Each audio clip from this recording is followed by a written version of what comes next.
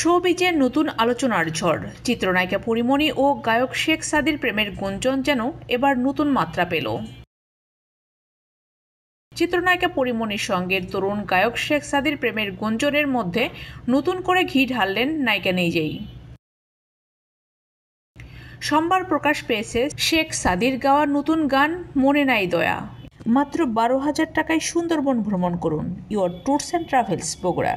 এই গানটি পরীমণি তার ভেরিফাইড ফেসবুক পেজে পোস্ট করেছেন। ভালোবাসার ইমোজি দিয়ে ছোট্ট একটি ক্যাপশনও দিয়েছেন।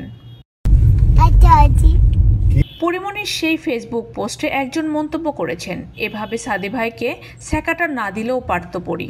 সেই মন্তব্যের উত্তরে পরীমণি লিখেছেন, কেবল তো শুরু, সারা জীবনই দেব।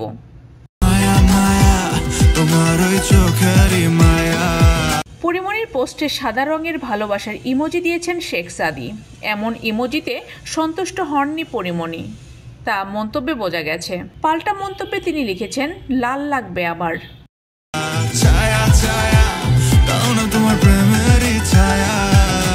6 বছর আগে ললনা শিরোনামের গান প্রকাশ করে নিজের কথা জানান দিয়েছেন তরুণ গায়ক শেখ সাদি।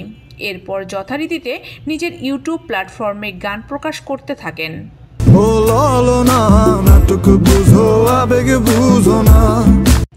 কিছুদিন আগে পরীমণির মামলায় শেখ সাদি জামিনদার হিসেবে দাঁড়িয়েছিলেন। এরপর থেকেই তাদের সম্পর্ক নিয়ে গুঞ্জন ছড়াতে থাকে।